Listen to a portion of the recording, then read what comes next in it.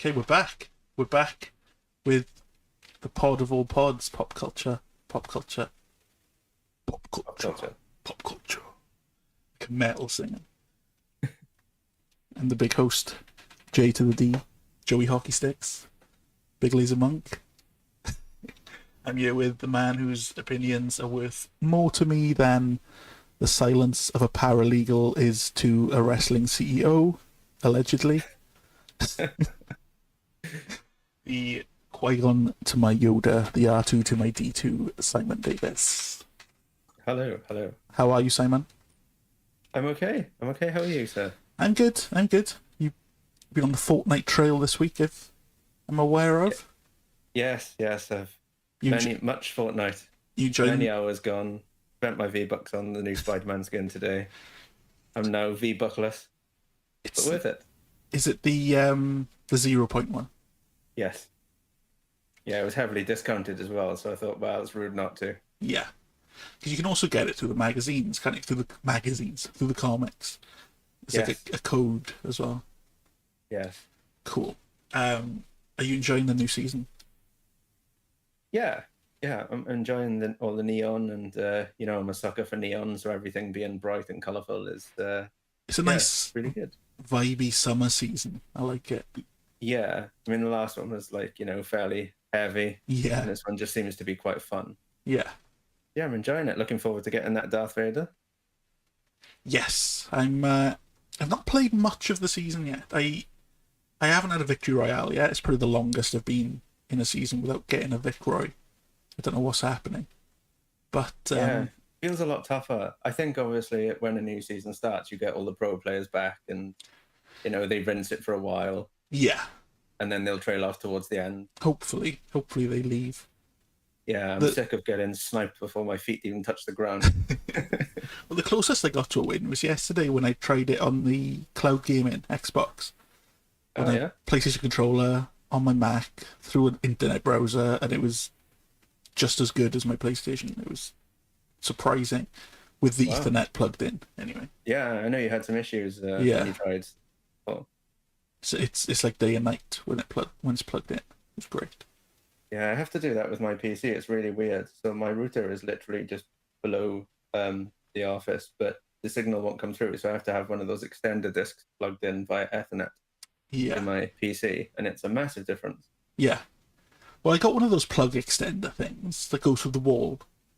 Oh, the ones that go through the sockets. Yeah, Electricity. and Yeah. we use it to go up to the bedroom because Sarah was studying up there, and it worked really well. But I've not tried it plugged in because it's got a little Ethernet port underneath it. Yes. But I might try that in here because I had to pull out my 15-meter cable bad boy to Oh wow. to unravel it and plug it in just to see if it worked, and that would not work with the kids because it's just going across the living room. Yeah. Maybe people falling over it all the time. I'm just trying to play Fortnite. Like, Yeah. Go away, kids. I'm trying to play Fortnite. before we jump into the news, I saw a couple of news things this morning that I've not had a look at properly. But did you see that Zac Efron is going to be in an A24 film about the Von Erichs? No way. No. Yeah. It Wow. feels like someone put it into an AI simulator. Yeah. Yeah, I'm quite loving A24 recently, though. Really enjoyed Everything Everywhere. They're incredible, man. They're making like the best cinema. Yeah, they're not afraid to just leave the directors just do what they want, and it's definitely showing that there's an appetite for it. Yeah. I think everyone went crazy over Everything Everywhere. Oh And yeah, rightly so. yeah. Everything they've done is just it's been peak cinema for the last couple of years. I think everyone's Yeah, excited it's for the next project. But a Von Erich film, yeah, that'll be interesting. yeah. But saying that, mine Zac Efron's evolved a hell of a lot since the High School Musical days. Oh, 100%. I think everything, well, the majority of things I've seen him in, he's been great. He's been a bit of a dad crush lately for me, if I'm honest. He's been looking great. But yeah, the other thing I don't know if you saw was they confirmed a Wonder Man series on Disney Plus. No way. Yeah, No? they haven't mentioned Nathan Fillion's name, Right. but I think it's the writer of Brooklyn Nine-Nine and I don't know who the producer was, but it was a big producer. Can't remember the name now. But they're doing Wonder Probably Man. Jerry Bruckheimer, he does everything. But yeah, they haven't said Nathan Fillion yet. But obviously they teased him, didn't they, in a couple of the Guardians films? Yeah. They had like a poster and stuff. But yeah. That would be great because I love Brooklyn Nine-Nine and I love Nathan Fillion. Mm-hmm. So for me, that's right up my alley. He is also. Also, I don't know if you saw the current. I don't know if you're following the latest news in Minecraft, No. but there's uproar in the community. Oh no. What's happened? Uproar. Well, they showed off some new things they were going to add in, and one of them was an update to the swamp biome. They were adding fireflies and frogs. Okay. And everyone was really excited for these fireflies, these little 2-pixel, one black, one yellow, and the yellow just flashes on and off. People were excited, and then they came out and said, unfortunately, fireflies will not be in the update, because we found out that when frogs eat fireflies in real life, they get poisoned. Right. This is a game where I can slap a dolphin. Yeah, I was just going to say, isn't this a game where you literally just like stab pigs and eat the meat when you're hungry? I can sit on a pig with a carrot on a stick and ride it around an unlimited number of squares. Hmm. But, yeah. Okay. That feels random. Okay, we're going to jump to the news now. Let me just roll the VT, even though I know exactly what we're going to be talking about. Play that jingle. Where is it? I did set up a hotkey. I'm going to see if it works.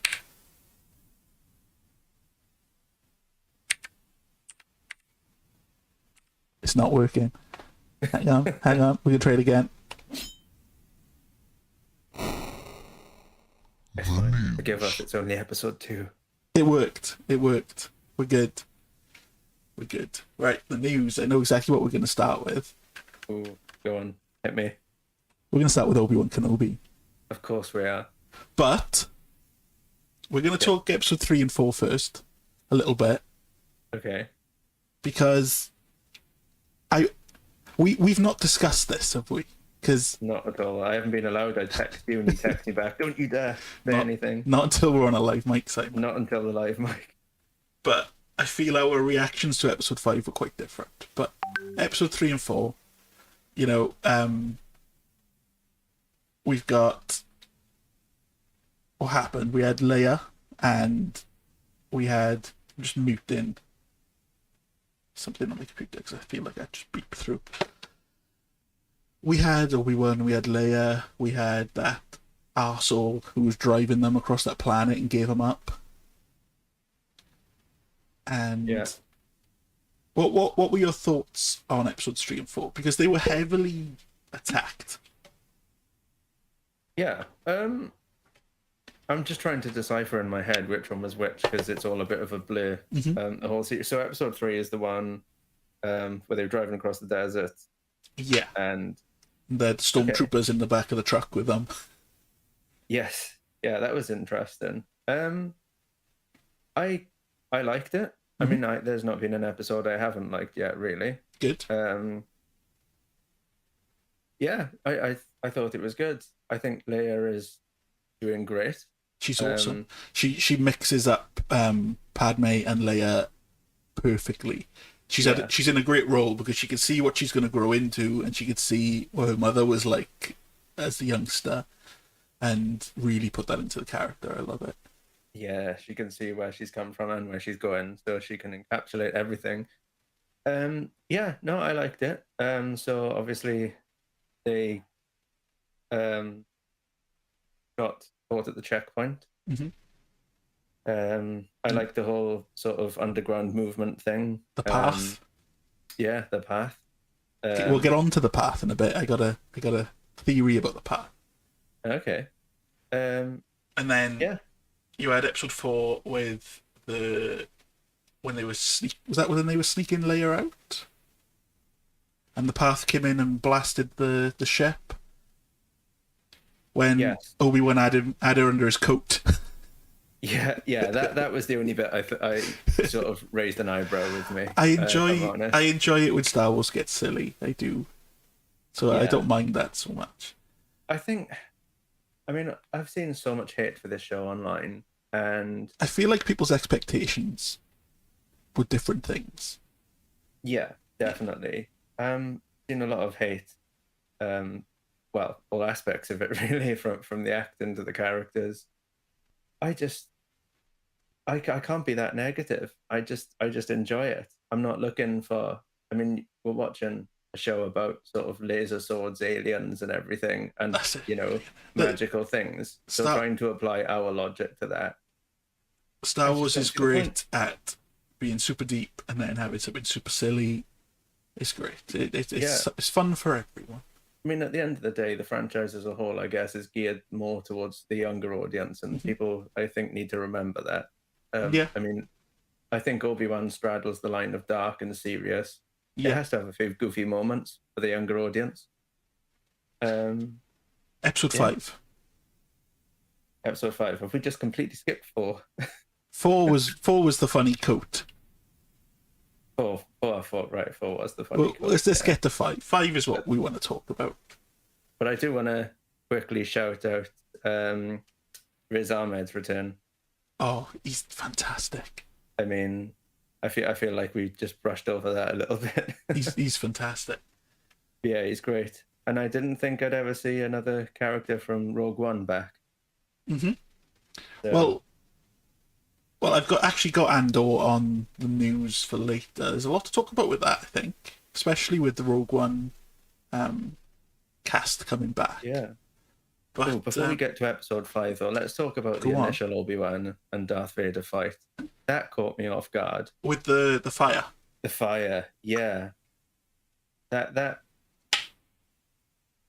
yeah, I did enjoy it, but I felt that when he went into the fire, it was like, from, again, applying real life logic, he didn't really seem to have any burns or anything, and he was in that fire for a long time. So I've seen some theory that, he was using the Force to sort of protect himself from the fire and he everything. could have been. I mean, there's so much deep knowledge into what Force users can do with the Force. Yeah. But on the whole, I thought that scene was quite harrowing. Yeah, I mean, it was definitely impactful for me. you could tell Anakin has been holding that in, and he's been wanting some revenge for years. Oh yeah, and he wanted to put Obi-Wan through exactly what he went through. Mm-hmm. And I thought I thought that scene was really good, to be honest. Have you seen this big theory going around that each episode, because they're titled 1, 2, 3, 4, 5 in Roman numerals, each one has a similar theme to the corresponding film. Okay. So with the first episode, you had young Luke pretending to be the pod racer, on Tatooine. That was that Anakin thing, and Leia using the decoy like Padme did in episode 1. Yeah. And then episode 2, you got the clone. You see the clone that's on the street. Yeah. And that whole city just looked like the Coruscant underworld from Attack of the Clones. But then episode 3, you had the burning. Anakin and Obi-Wan having a big fight, ending up in one of them being burnt. Yeah. Episode 4, you got Obi-Wan go into a fortress to rescue Leia. Yeah. And then episode 5 ended with a big twist. Yeah, it did. And that makes me think... I can see it. Well, there's a few things with episode 5, but with that, just going slightly off topic, it makes me think episode 6, if we're going to get something from Return of the Jedi... Obviously, Return of the Jedi, we got Luke and Leia finding out their brother and sister. Yeah. Do you reckon Obi-Wan's going to take Leia to protect Luke, and maybe they'll be in the same scene together? Maybe they won't know that they're brother and sister, but... Well, I mean, the end of episode 5 focused on Luke. So I feel like that could be it. That could be the poetry that George Lucas likes in this thing. Right, anyway, let's talk episode 5, because when episode 5 finished, I had a very rare feeling of butterflies in my stomach that Yeah. lasted all day. Yeah. Brilliant television, brilliant Star Wars. Darth Vader is an absolute beast. Yeah. There were so many little bits that they took from other films and the games, and I didn't even know where to start with this. Like, I hope all the Reva haters are just like, yeah, okay, she's awesome. Yeah, I can't see that happening, but I hope so. I haven't had a problem with her all along. I mean, she was designed as a bad guy and people hated her, so to me that says job done. Exactly. But like, I mean, obviously they've picked, if you speak to any of them, it'll be, oh, it's not her character, it's her acting, or this, or she's annoying, or whatever. But I think she's playing the role brilliantly. yeah, I have no issues. I was quite excited when I saw her the first time, and when she had that parkour scene, I thought, what a badass villain. Yeah. So, episode 5, we have obviously Reva coming down to the Path HQ. Yeah. And her and Obi-Wan having that chat through the door. And revealing that she was a youngling that has gone through the ranks of Inquisitors, which is badass. Yeah. Just to fight Darth Vader, which... Did we say in the last podcast we had a feeling she was a youngling? Yeah. I feel that we did. Yeah. I feel that we were spot on. We were spot on with that. And it's just... Star Wars fans just need patience. That's all. And obviously she had... before we get to that, Vader grabbing that ship. Man. Yeah. He ripped it apart like a can of tuna. I know. Again, awesome moment, followed by the online haters. Yeah, why didn't he pull the second ship down? Who cares? Who cares? You got to see him pull a ship down. It's Star and rip Wars. it open. And the second ship took off like a bat out of hell. It was gone. It did. It did. But for me, that Reva Vader battle was one of the best things I've seen in Star Wars. Yeah. The way he slowed her lightsaber down and then snapped it in two, and he was standing there with the two sabers looking like Ahsoka, and... it wasn't even a fight. It was just an absolute, he was playing with her the entire time. Yeah. When he stabbed her just like he did when he was younger, and everything about it was just awesome. And the training montages with Obi-Wan and Anakin. Yeah. I mean, it did take me a little while to get over the fact that he does look 40. I'll be honest, I didn't even notice. Really? I didn't notice. I think when you watch it on its own, you don't. But I think when you go back then and see what you look like in episode 2, I'm thinking they de-aged Luke by about 40 years in Mandalorian. They could have done a little bit on Anakin, but for whatever reason they didn't. It's not enough to bother me. It was just an observation. Let's just pretend it's in Obi-Wan's head, because he's imagining it. He's thinking back. Well, he's remembering back, isn't he? So maybe it's not going to be perfect. It's good to suspend your disbelief like that sometimes. Yeah, it's not enough to bother me. It was just an observation. Oh yeah, but yeah, everything about it was just great. The whole episode, and I'm so excited for next week. It felt like such a different tonal shift as well, because with the thinking back on the training scene, like every part of the episode related to something that was happening in that training scene. Yeah. And I thought that was really clever, and it was really good, and it's really, I know what you mean about that feeling. I got a really feeling of nostalgia and butterflies seeing Hayden in his Padawan outfit again. Yeah. It was just badass, the whole episode. What I was going to say about the Path was the way Disney seem to work these days is everything leads into a spin-off. Are we going to get a Path / Reva spin-off, do you think? I'd be very interested. I forget the character's name, the Imperial lady who helped them. I forget her name. I just know her as the girl from Game of Thrones. I'm very intrigued with her story. When she opened up saying, that people died, and so now she helps people. I'd be on board. And they've name dropped a couple of Jedi from like the Council and from the Clone Wars and stuff. It would be cool to see the Path developing and seeing some of those people, and maybe even Reva joining them and helping form some sort of resistance as well. I know we're getting that in Andor, but yeah, that would be cool. Well, speaking of other Jedi, we didn't talk about the escape scene where he goes through with all the frozen Jedi yes, down, and so many screen captures online have been like, "Is this Mace Windu?" I don't know if you saw that, because there's one in there that looks exactly like Mace Windu. I saw it, and I didn't think it looked that much like it, but did you see he did an interview where he said he just wants to be Mace Windu? Yeah. He's got to come back. Oh, he has to. If Maul can come back 50% off, then Windu can. Qui-Gon is just looking down. His Force Ghost is like, how are all these people surviving these lightsabers to the stomach? Am I the only one that's died from getting stabbed in the stomach with a lightsaber? So quickly, go on. I'm not going to lie, I'm still waiting for Cal Kestis to show up. Well, that's what I was going to say. Next episode, we got one episode left, right? Yeah. What are we going to see? Are we going to see Qui-Gon? I'd love to see Qui-Gon. I'd love to see Qui-Gon at the end, when Obi-Wan inevitably sorts everything out. I'd love Qui-Gon to appear as kind of just at the end of the episode as a well done. Little Force Ghost moment. Yeah, or maybe a bloody apology from him as well for making Obi-Wan train Anakin, because it's kind of Qui-Gon's fault that Darth Vader exists. I can't think about him training Anakin without thinking of without The Saga Begins, Yeah, it's all I think about with anything to do with Phantom Menace. Great song.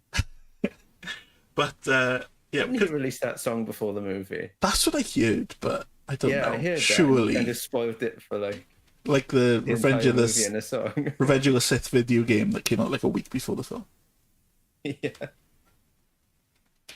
Are we going to see Cal Kestis next week? God, I hope so. All I want is a Cal Kestis little spin-off to bridge the two games. That's the one thing I want. Yeah.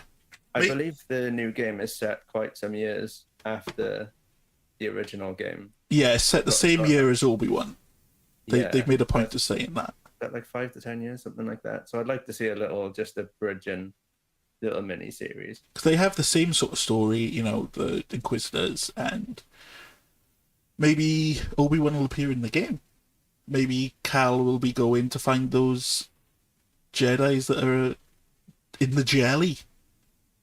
Oh, that would be interesting. That would be, maybe we're not going to see Cal in Obi-Wan. Maybe we're going to see Obi-Wan in Fallen Order. Do we think the Jedi that they have underneath are still alive in some sort of stasis, or do we think they're dead as like a display sort of? Well, it could be. It would be odd to keep them, I think. When I saw them, I thought of, obviously in Mandalorian, they were trying to take midichlorians from Grogu, or some sort of the Force from Grogu. Yeah. And maybe that's like an early days version of that experiment. I was also thinking, though, if they were frozen, isn't that what they use carbonite for? When they did the Han Solo? But I don't know. Be interesting, to say the least. Yeah. Okay. So let's move on from that, and I'm going to click onto the next slide because I can't remember what I put next. I'm going to segue into Miss Marvel. Miss Marvel. Miss Marvel. I thought I put Andor before Miss Marvel, but I haven't. So, what do you think? How are you feeling on Miss Marvel? You seen both episodes? I have seen both episodes. I went into it with the thought in my head that it's not aimed at me, and that's okay. So if I don't like it, it's not a criticism of the show. It's just not me. That's a great way to go in. It's a great way to go into the Disney Plus shows now, because they seem to be focusing for different targets. But yeah, carry on. Yeah, for sure. I like it. I thought episode 1 was a teeny bit slow, and even with episode 2, I think because it's such a limited run, it still isn't obvious where it's going. There's still not an established villain, or it's still not clear what they're going to do with the series. But I am piqued after Cameron's mother appears at the end of episode 2. Yeah, that got me on a hook, wondering what's going on there. Have you read Miss Marvel? The comics. Yeah, so, some of them. There's so many. I think they've nailed her character. 100%. I think it's just I think it's still taking a while for me to get over the whole powers situation, and it seems like they're gonna now have to make up this entire new story regarding the bracelet and where that's come from. Yeah, I'm enjoying the bracelet. I didn't think I would, because I'm a bit of a sucker for Kamala and that whole. I love her as a leader of the champions, and I love her as a sort of really grounded younger character, Yeah, which for I sure. like. Yeah, I was talking about the show with my niece actually about because she's completely new to Miss Marvel. Yeah, I was explaining the whole power situation there, and well, and then I said, "Oh, it feels like they're taking a lot from the character that she isn't special. It's just this bracelet that she wears." And then there's a line in episode 2 where he's examining her and he says that the power is coming from within you. yeah, And I thought, oh, okay, I'm glad that they've made her special because it would be a shame to just have yeah. her and have the bracelet be, their power. They need to change it up, I suppose, with there not being any Inhumans since the decanonization of Agents of Shield. Yeah. And I like what they've done. I do. I like that they used bracelets to give her the embiggening fist, Yes. all that. But I like Yeah. that they can go further with it, and it's sort of more Green Lantern-y than Reed Richards. That's exactly what I thought. Which I thought like. of Green Lantern straight away. I have seen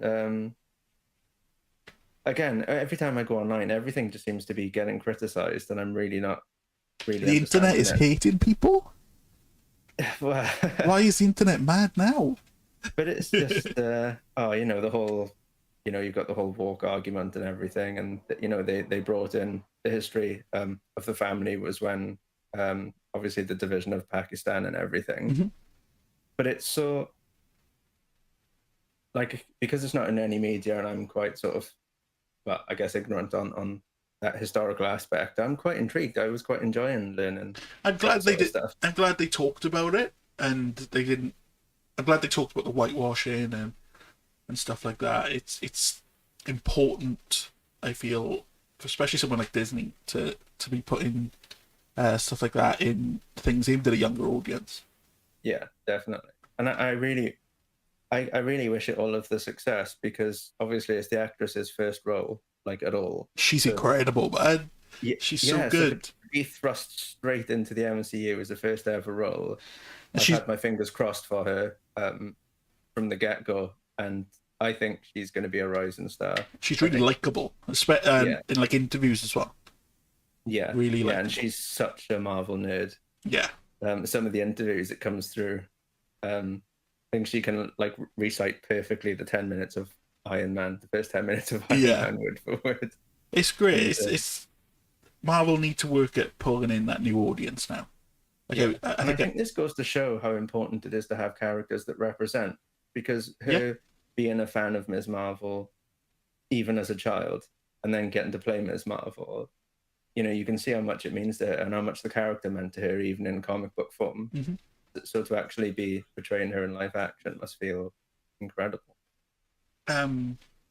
yeah, it's really good for them to try and grab onto this new generation, because it's quite hard to get into Marvel now because there's so much to watch.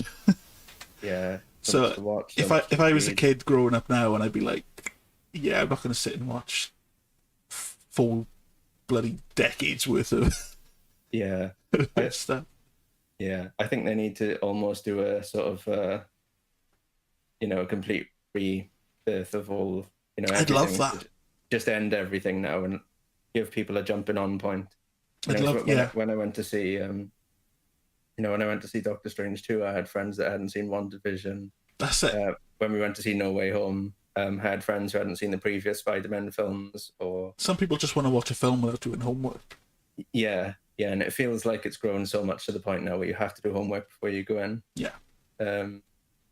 But I think there's probably a fine line that you could do a reboot and still bring in, legacy 100%. of Yeah. references. But no, what did you think of it? I loved it. Like I said, I'm a big fan of Miss Marvel. I've enjoyed pretty much all the runs that she's had, and I feel like they really captured not just the character but the writing, and because it's written very young. It's written the art on the scenes is also very quick Yeah, and lots of stuff like that, and they really captured the vibe really well. And I was quite surprised, and I loved the training montage. yeah, I loved that. But what I yeah. would That was great. what I would like to see, I feel, is obviously they're building up to this Young Avengers type thing, with each show's got a younger Yeah, version, and it's looked like it's going Young Avengers way. But I'd rather them go the way of the champions, with Miss Marvel leading them, a little group, sort yeah, of trying to be separate to the Avengers and trying to bring a better name to the superhero teams that exist. yeah. And I feel like she'd be a great leader, and I feel like already she could captain a group and make it believable. She's she's definitely good. I think. Do you think the series is going to lead up to anything sort of big in the way of villains? Because the next time we see her is going to be in Captain Marvel 2, Yeah, the team up movie. So yeah, I feel that she's going to have a lot more to deal with in that movie than this, because it's, for Captain Marvel to be involved, it's going to be something cosmic, I'd imagine, something of yeah. epic proportions. So she's really going to have to ramp up between now and then. I hope so. I mean, maybe the Captain Marvel 2 will be more bringing her into a situation she's not been in before and having her have to step up.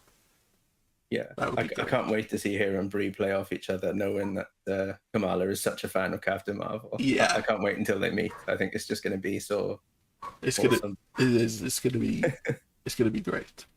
She's already spoke to. I think it was in one of the interviews. She was saying she's already spoke to Brie on a video call. Yeah. So and that was really cute.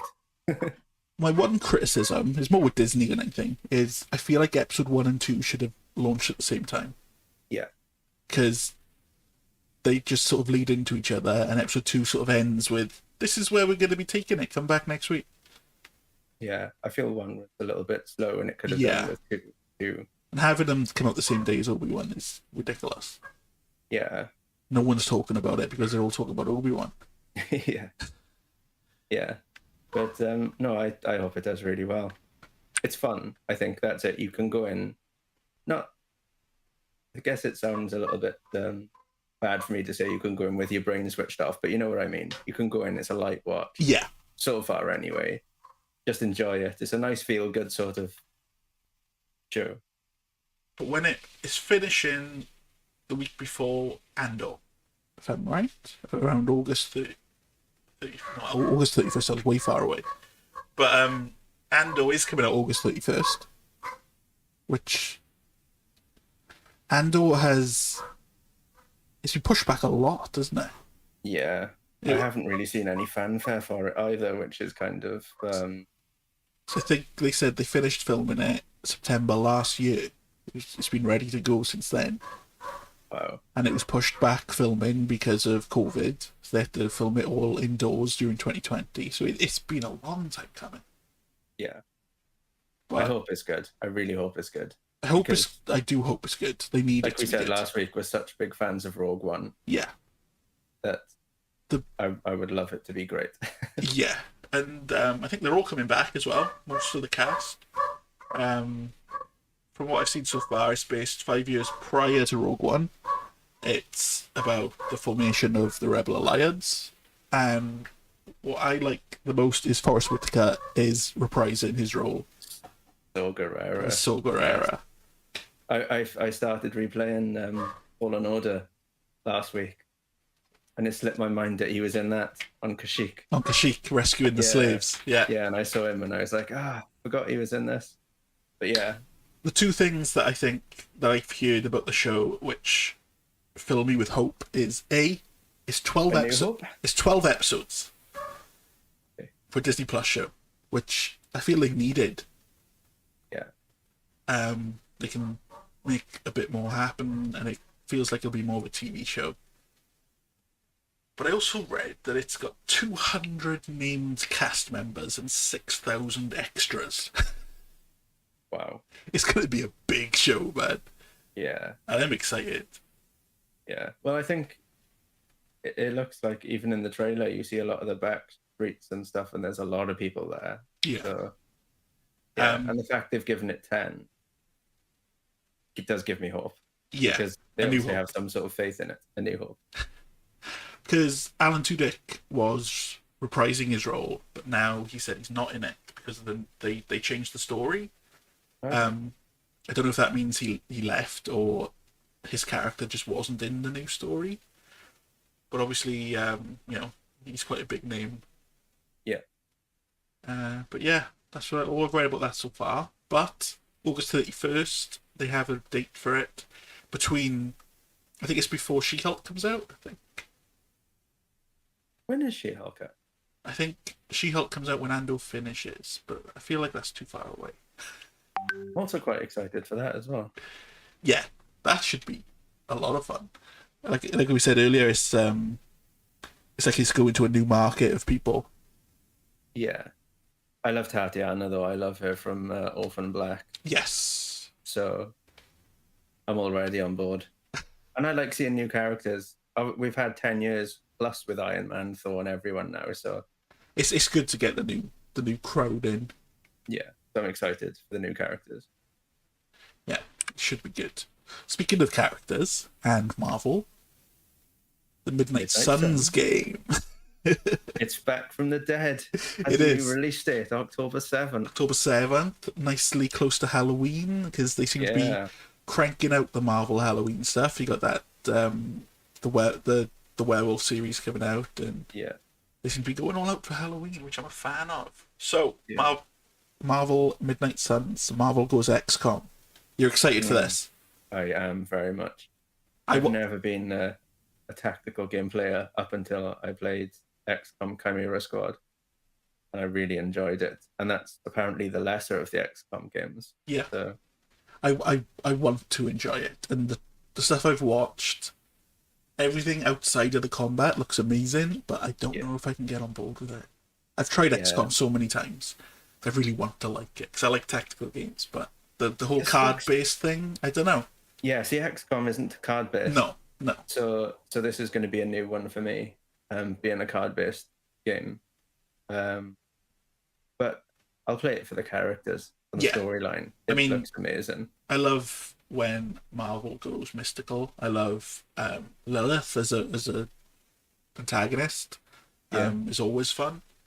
I've seen the characters confirmed so far. I got Blade, Captain Marvel, Captain America, Ghost Rider, Magic, Spider-Man, Iron Man, Doctor Strange, Nico from the Runaways, Wolverine, Scarlet Witch, and the Hunter. That's the customizable character that you play as, created for the game. Yes. I'm into it. I already know who my team's going to be. I love the whole thing with the Abbey, the HQ that you're in.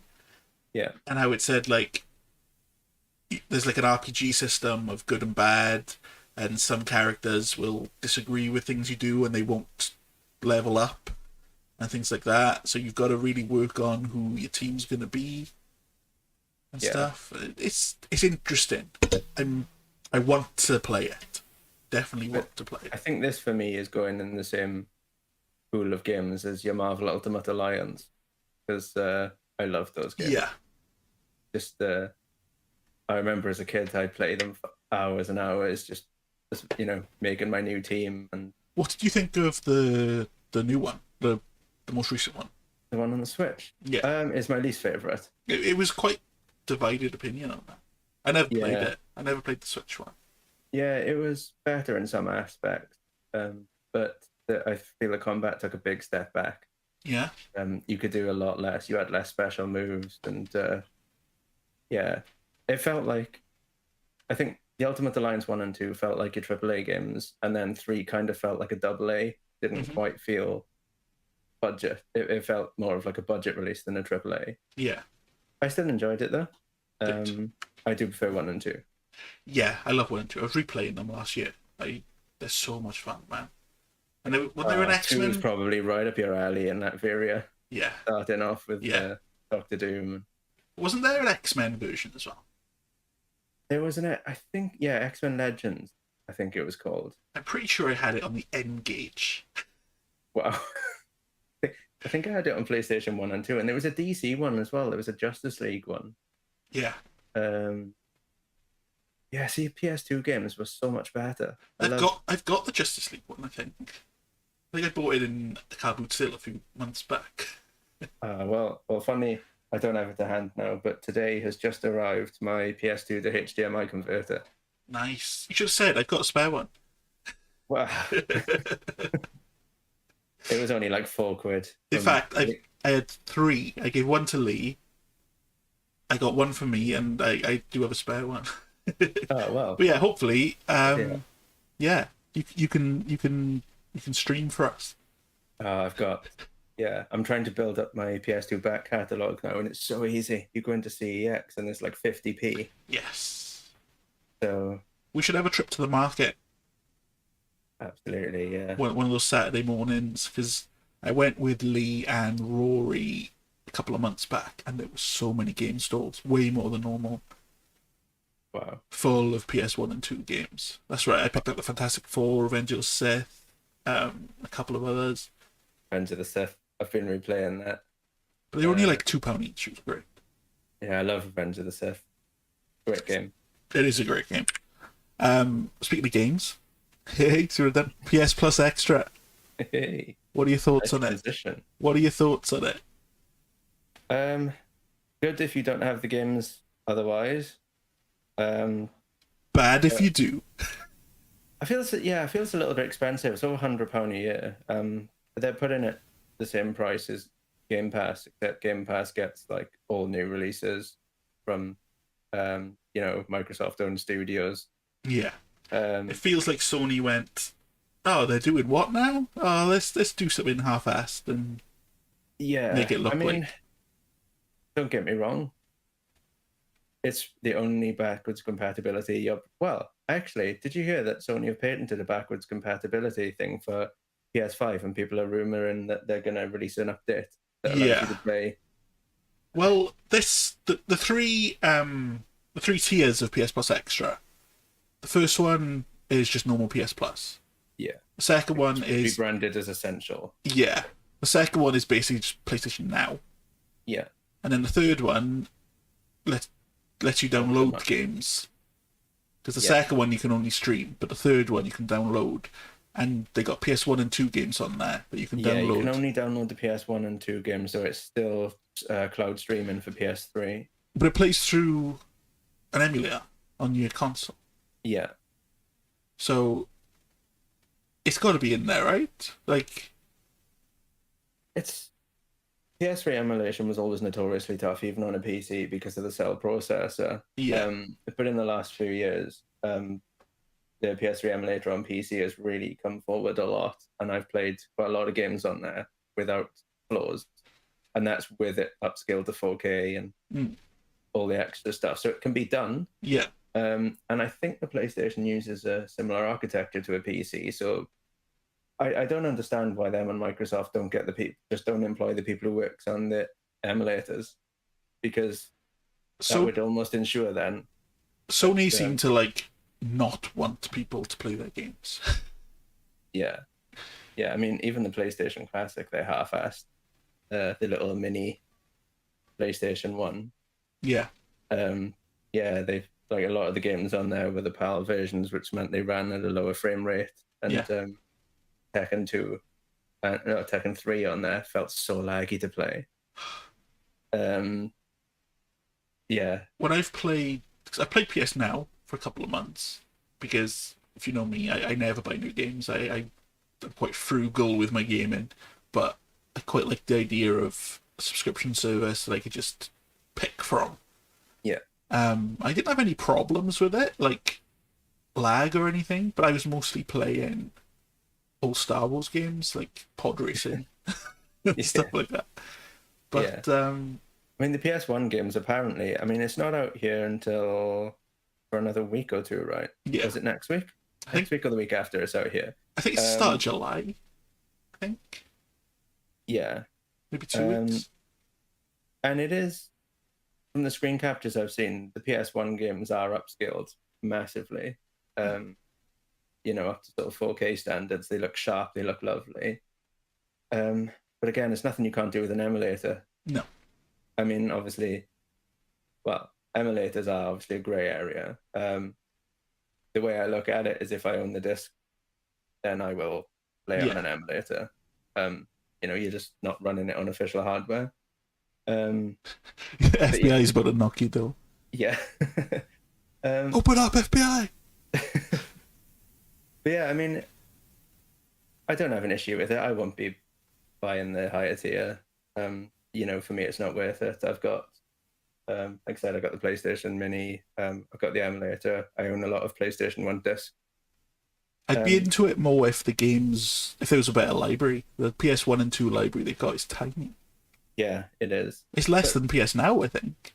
Yeah, but it was rumored at some point that if you have the original disc and you put it in, then it will download that game free, without PlayStation Now, which I'd be on board with that completely. It's what the Xbox does. If you have a 360 game, you bung it in, it downloads it from the store for free. It just feels right. Yeah, I still like my physical media though. That's I'm very much still a physical collector. I'm impatient. I'm like, I want to play it now. I can't wait for Amazon to deliver it like tomorrow. Yeah. I mean, if they get like quite a lot of titles on there, or there's a title on there I particularly want to play, I'll probably just sign up for a month, play that title. Yeah. Well, like I was saying to you, that I've got a list of games that I currently want to play that have been released, and pretty much all of them, but one is on this PlayStation Plus Extra. Right. So Guardians of the Galaxy, Miles Morales, a couple of others that I've wanted to play, Outer Worlds. So I might get it, play them.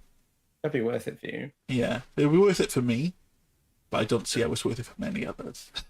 I mean, the PlayStation Plus Classics catalog at the moment, you've got Worms Armageddon, Worms World Party, Oddworld, which has been remade anyway. Yeah. On the PS4. Tekken 2, I think it's got Everybody's Golf, Ape Escape. Yeah. Siphon Filter, Wild Arms. They're all games that are just other places, or you've been able to buy anyway. That's right. Siphon Filter. I loved Siphon Filter. Yeah. Back in the day, man. That was great. Abe Logan. Yeah. What happened to them? They went on the PSP, didn't they? Yeah. I think they had a few on the PSP. Yeah, I'd love to see a return from Siphon Filter. It was a great game. I loved it. That's what I can't understand with Sony. They're literally just like turning away money. Mm-hmm. And people that own these IPs, how excited the internet's got that they can play Siphon Filter 1 again. A game from the early 90s, probably. Yeah. And, it's wild. But saying that, with the Microsoft conference this week, there wasn't many games that grabbed me. No. Very true. They put got funny with the League of Legends announcement. It's coming to Game Pass, but it's like a free-to-play game anyway. Yeah. I think you get all the heroes for free. Yeah. So it's like something there. It's like with the cloud-based Xbox game thing. What's it called? Why have I forgot the name of it? Oh, Game Pass. Game Pass. It's like, come on, come play now. You can play Fortnite. It's free. Yeah, on every console. Yeah, man. But it did allow me to try it out to make sure it worked. It was a good way for me to try out the Game Pass without signing up for the free trial. Yeah, it's a game you'd feel a lag on as well. That you're so used to playing. Yeah. So it gives you a good idea of what to expect. But we're talking far too much about video games today. What are we doing? We're supposed to be talking about the movies. The movie. But finally, shall we finish on Doctor Who? Yeah. So the 60th celebrations are underway. The filming is happening, and they've got Neil Patrick Harris. Yes. Yes, they have. I mean, I want to say I didn't see it coming, but Russell T Davies seems to be bringing in everything he's done since leaving Doctor Who, because it was it was rumored for a while that is it Ollie Alexander, the singer? He was going to be playing Oh, the new Doctor Yeah, because he was in It's a Sin. yeah. Um, but But he went with Nakuti. they went with Shooty. I think it's pronounced Shooty. They went with him and Neil Patrick Harris, and he's like bringing in all his people he's worked with outside of Doctor Who, which I'm fine with because It's a Sin was amazing. His writing has gone through the roof, and I'm very excited for just seeing David Tennant holding a new script written by Russell T Davies is wild. Yeah. What do you think about his new darker look with his black jacket I like it. instead of the brown one? I like it. I like it. Yeah. I'm Is liking it the it. same Doctor? Or is it the one he left with Rose? I don't think so. I don't think it's that. I feel it's more a confused regeneration. Okay. I feel That would like be cool. it's a confused regeneration in between generations. Like maybe something goes wrong while she's regenerating, sorry, to Shooty, and we get Tennant for a bit. That's sort of the way I was thinking. Interesting. That would be cool. But what do you think Neil Patrick Harris is doing there? I don't know. His character looks crazy, which I like. Yeah. I love Neil Patrick Harris, but I still have the sour taste of the Matrix in my mouth. Of him being the main villain. Was he in The Matrix? He was the main villain in the new Matrix. In the new one? I've not seen it. Yeah. That's weird. I didn't know that. Yeah. Yeah, he's the main villain. He starts off as Neo's shrink, because obviously he's back and he's forgot about the Matrix as it was, and he's been reborn Thomas Anderson again. Yeah. And it's his shrink, but he's actually just one of the Sentinels in disguise in the Matrix, and he turns out to be kind of like the Overlord of the Matrix. He's got more powers than Neo. He can slow Neo right down. Matrix Overload sounds like an error message on my computer. It's yeah. So yeah, I love him in everything else. I still see Barney Stinson whenever I look at him. That was such an iconic role. Yeah, I did up until a series of unfortunate events. Yeah, I do enjoy that, but I still see Barney. Yeah, he's played some legendary characters over the years, and I feel like the Doctor Who one, is he a villain? I'm guessing he's a villain. I don't know. Because he looks a lot like a Toymaker from back in the day. It was Hartnell? Yeah, it was Hartnell, wasn't it? I remember that. But they've sort of resurrected Toymaker. I saw it in a Capaldi comic. They faced the Toymaker, but I don't think they've wanted to put him on main screen because he was racist as heck. It was a really racist thing. But maybe reimagining the Toymaker, because he's such a good bad guy, and bringing him, sort of cancelling out that older, not with the times version would be pretty good, because he's definitely been a bit of a hole in current Doctor Who, having that sort of games master bad guy that could play. I feel that having the racist thing there still with Shooty would be a bit too in your face. I know Russell likes to put obviously political things in his shows, but I think that might be a little bit too on the nose. Oh yeah, hopefully they'll. I feel like they should bring a new version of the Toy Master, of the Toymaker.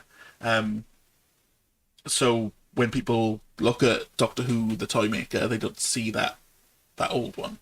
Yeah.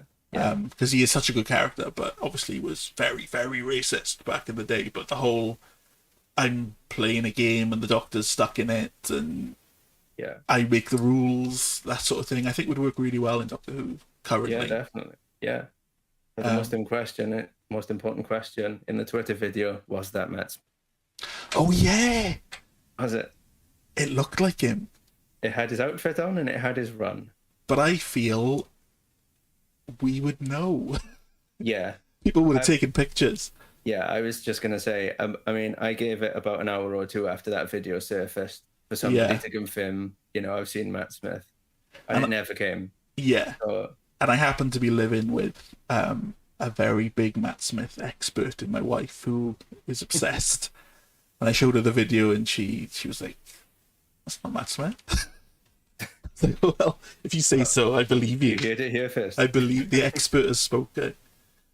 But I still feel we'll see Matt Smith. Obviously, we've got the Game of Thrones prequel that he's in coming out. Were you a big Game of Thrones guy? No, not at all. And that's what I could never understand, because I love my fantasy shows. It had magic, dragons, everything I should have loved. I don't like fantasy shows, and I loved Game of Thrones. So. So bizarre. Yeah. And I do, and I didn't. But that ending was just. It really was just the worst thing. Yeah. I mean, coming from, like, I think I watched up to season 4, I want to say. I was forced to watch it with an ex. So,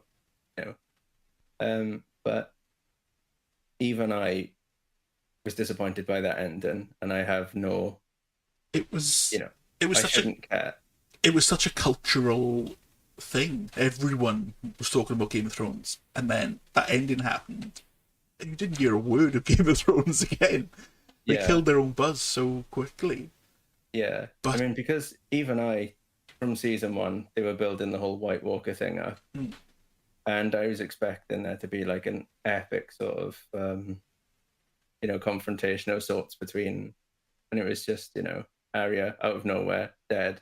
Yeah. And they spent, what, 8 or 10 seasons building up to this moment? 8 seasons. And then it was just the whole Battle of Winterfell was...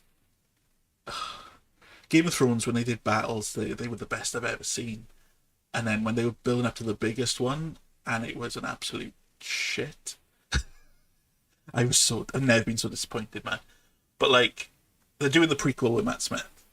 Yeah, as kind of the main role, and he looks fantastic. For the dragon, right? I think yeah, it's the dragon. He looks fantastic in it.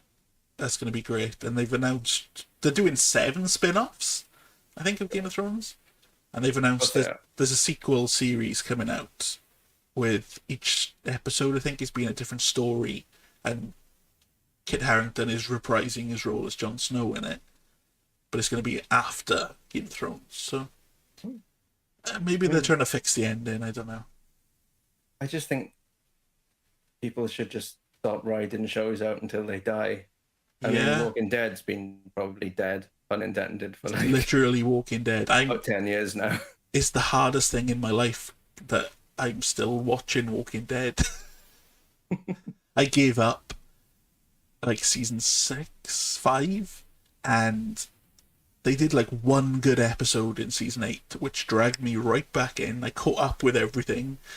I thought, they're going to be better now. They got a new writer. No, it got boring again. And now they're like, it's the last season. I feel like this last season's been going on for 2 years. Nothing's happened. Yeah, I feel you're quite limited once you've done a zombie apocalypse. There's not really many places you can go. They got enough spin-offs. Yeah. Yeah, that's a show just can't be a show anymore. You know, a little, and that's why I think I've said to you before. That's why I love Korean television, because virtually all the shows are one and done. Yeah, 10 episodes done. Well, and with Walking Dead, I think it's season 11 now, the last one. You've got, I think, 8 or 9 seasons of Fear the Walking Dead, the spin-off. You got 2 seasons of the one on Amazon, but that's where the story's going to continue. And you've got the 3 films which are going to be about Rick that are coming out. And you've got a Daryl and Carol spin-off show as well that's going to start. Yeah. It's too much, man. The show's dead. Just end it. It doesn't feel like... I mean, if you take a show... This is going completely off topic, but again, well, actually, let's bring it on topic. Take a universe like Star Wars. Yeah. That's a universe where you can have these stories because, there's different worlds, different races, characters, and everything.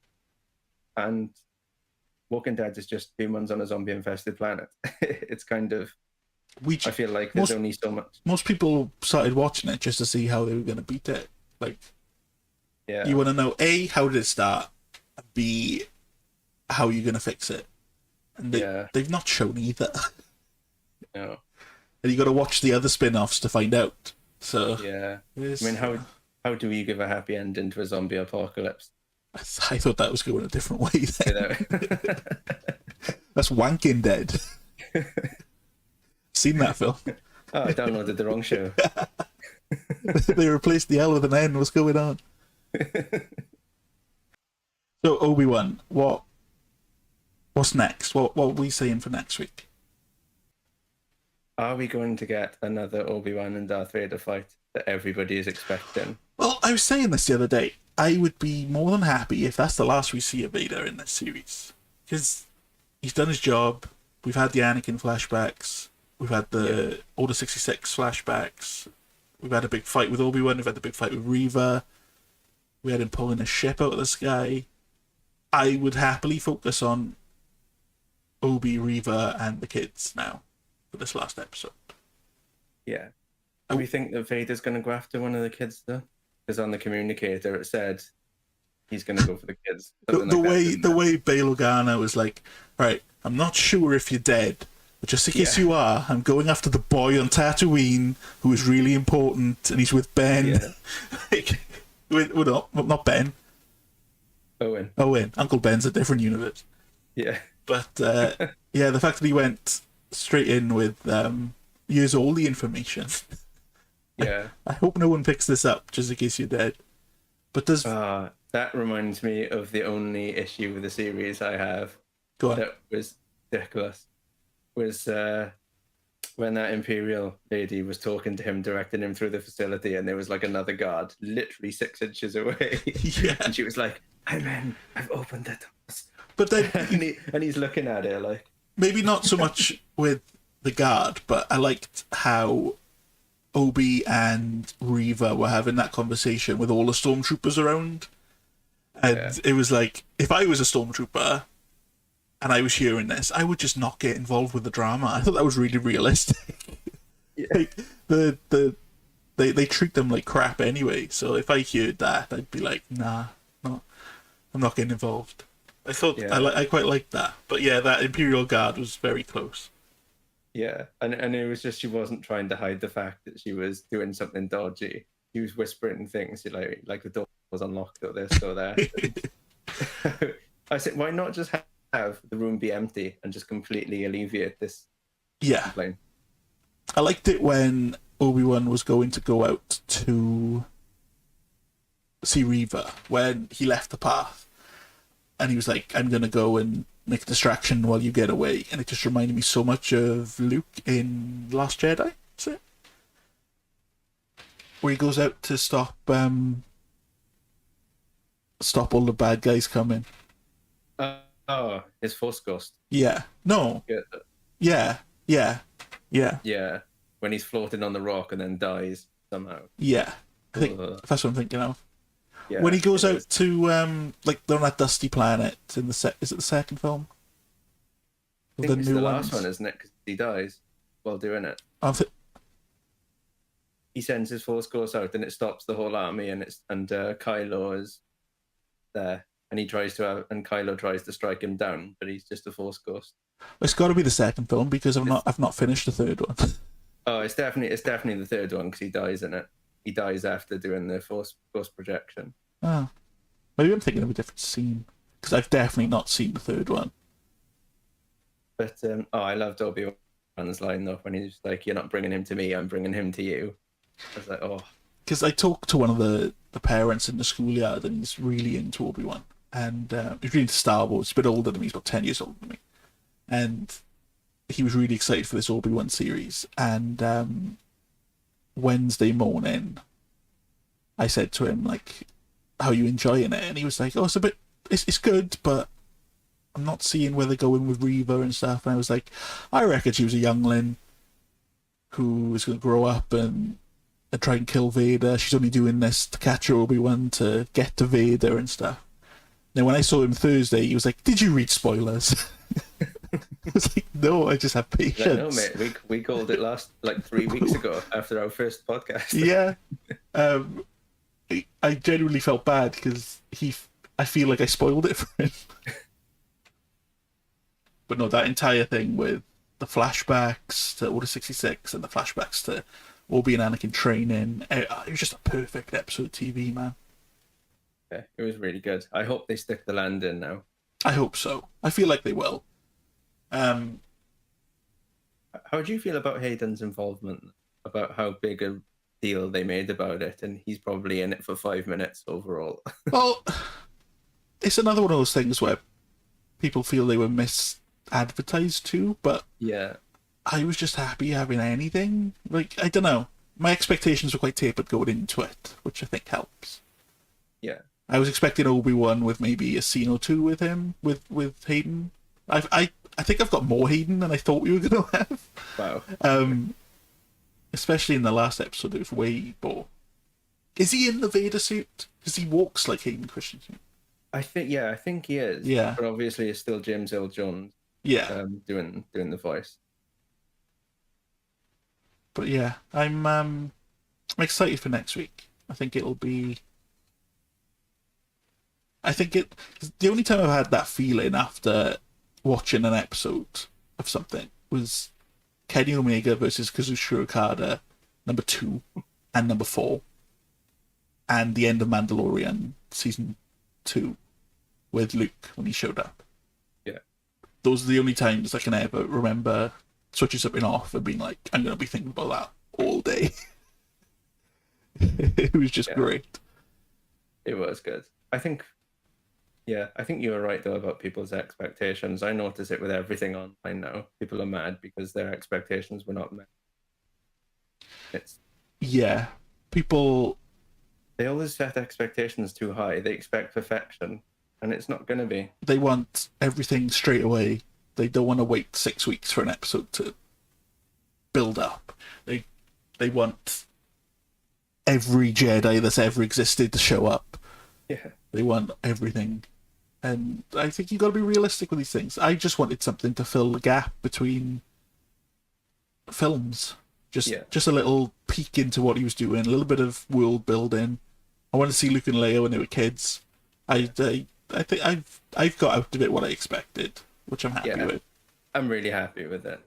But I can't wait until the complaints next week of, oh, Mace Windu wasn't in it, and oh, Cal Kestis wasn't in it. I want to see more of young Luke.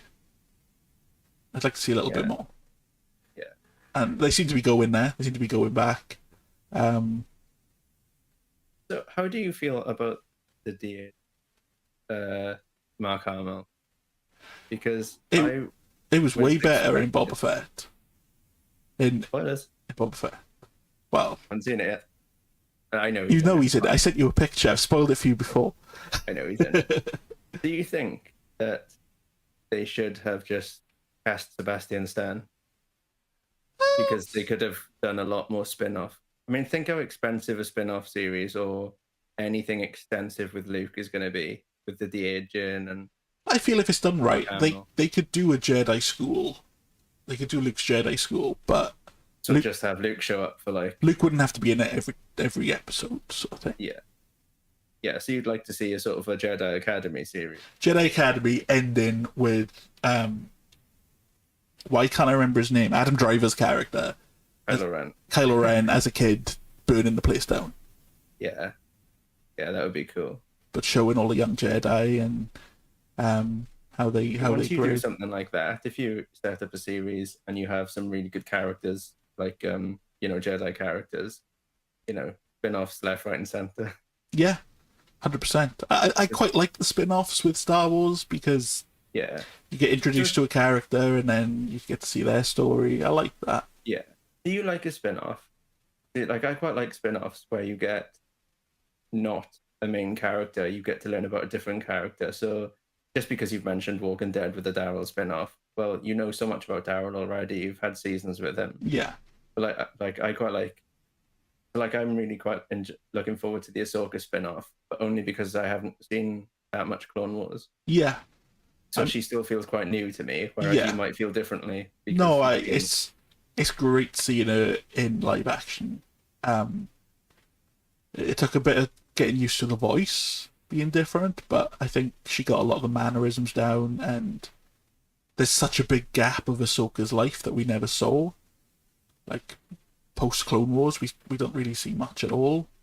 So, So the up live until action Rebels. series is going to be post, obviously, Clone Wars. It's going to be after everything we've seen. It's going to be post Clone Wars. It'll be after Rebels, I'd imagine. Yeah, it'll be after Rebels. I'm trying to just picture in my head where it is at the timeline. But yeah, it should be all new stuff that we've not seen, and there's a lot of story there to play. But like you said, with a new character coming in, like I happily see a Reva spin-off with the Path, like we mentioned, because there's so much backstory to Reva that I would love to see now. Yeah. I hope the sort of, the vocal minority don't spoil it. I know that obviously that actress has taken to social media to talk about the hate she gets. Yeah. Ewan McGregor released that video, which was then posted by Disney about it. So obviously Disney are hearing Yeah. the negativity, which isn't nice. I think she's done her job fine. Yeah, I'm more than happy with Obi-Wan and the whole series. But if, the Star Wars executives are listening, we want a Plo Koon spin-off, please. Oh my He is God, the yeah. greatest Jedi that ever existed. We need it. That's all I want. Yeah. That's all I want. I used to play as him in Jedi power battles all the time. He's the It was like greatest Qui-Gon Jedi. Qui-Gon Yeah. He's just Every the time. best. with his orange lightsaber. Yeah. He is the best. Right, on that note, I will be ending today's podcast. Lovely to chat with you, my friend. Yes, you too. Do you have any final words? No. Nothing. No words of wisdom this week. Tell me, I'll get some for next week. should they make a new Naked Gun? Oh, damn. I'll just end on that. End like this. I know, end on... You go end like this. Yes or no? With de-aging Liam Neeson's dead body. I love Liam Neeson. Remember when Liam Neeson died and me and you, we had like a whole day dedicated to him? Yeah. We went out, we bought... What was the film? It was like a space one, wasn't it? Oh, God, yeah. I remember we watched Spy Hard and... I remember Yeah. we went out for breakfast. I think it was like some diner. Was it Upland's Diner? I don't know.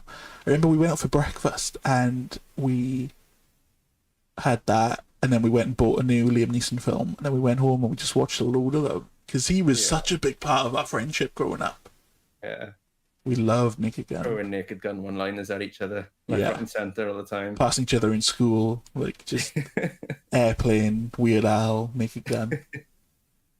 They should Yeah. remake Naked Gun starring Simon Davis. Oh, God. Well, I've got enough greys coming through. I'll play O.J. Simpson's character. Yeah. Isn't it Liam Neeson attached to the reboot? Yeah, I think so. That would just make Liam Neeson, everything I think. really confusing. Yeah, I think Liam Neeson could do some really dry comedy. I think that's the thing with Naked Gun and Leslie Nielsen. He never looked like he Yeah. was in a comedy. Because He would just say these ridiculous things, totally deadpan. like Airplane, when he'd never done comedy before Airplane, Yeah. they just put him. They hired the most serious actor they could find and said, "Right, you're going to be in the funniest film of all time." When I learned that he'd never done comedy before and the way he pulled it off in Airplane. And they just said, "Act like you would normally act. Just say the lines completely seriously." Just perfect. But no, I do think Liam Neeson could do that. I do. I could see him doing it. But So I remember seeing Ed Helm attached to it as well. oh God, really? Yeah, from The Office.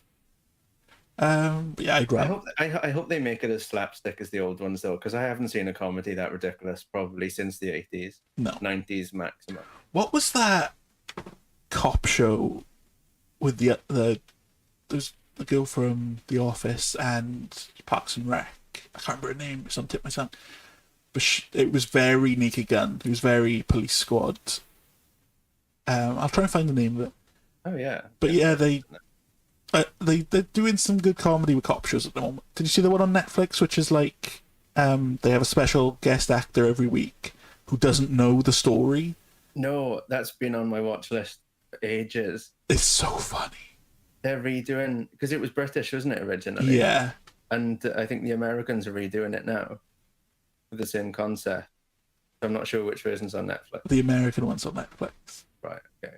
But yeah, I heard the British one was far funnier, but because every episode is just so funny because like all the actors know what's going on, but they're moving with what this guy's saying. They've got to like improvise to the actors thing every week, and it's amazing. that does sound amazing. It's such a unique comedy, and I'd like to see more like that. Yeah, it's just stupid comedy, isn't it? Naked Gun. It's just It's slapstick. it's stupid, but it makes sense. Yeah, That's what I like about it. yeah. But what's the best Naked Gun? 1, 2, or 3? I do love the first one. I do love the first I one. love the scene that gets me every time is where he's interrogating the guy. Like, yeah, give me a 10. Can you, like, can you, what- can you lend me a 10? Yeah. What do you want to know? I'm sure I shouldn't say. Gets me One- every time. Number 1's definitely the most iconic. Number 3, I don't think it gets enough love. With the whole, when he goes to prison and he's like undercover. Yeah. But yeah. I see the first one as well with the baseball game, and they're shaking the dirt from their legs, and they're standing on mountains of dirt. Every time. I love those films, man. I mean, the whenever I say Naked Gun to like my family, my mother, the bit that made her laugh the most, that she always brings up, is when he leaves the microphone on when he goes to the toilet. And it's such an overdone joke now. It's like a proper trope that other films have done so many times. But the way he's singing and the starting and the stopping, and it's just great. Not even the controversy around OJ can ruin those films for me. That's how bulletproof Naked Gun is. Yeah, I mean, I even still like OJ's character. Yeah. It still gets me every time where he's on the boat and he kicks the door in and his foot goes through. And he's like, when he's knocking the door and he's like trying to get in, and they're all just loading their guns really slowly. It's funny, man. Right, I will talk to you soon, my friend. Yes. Bye-bye. Bye bye.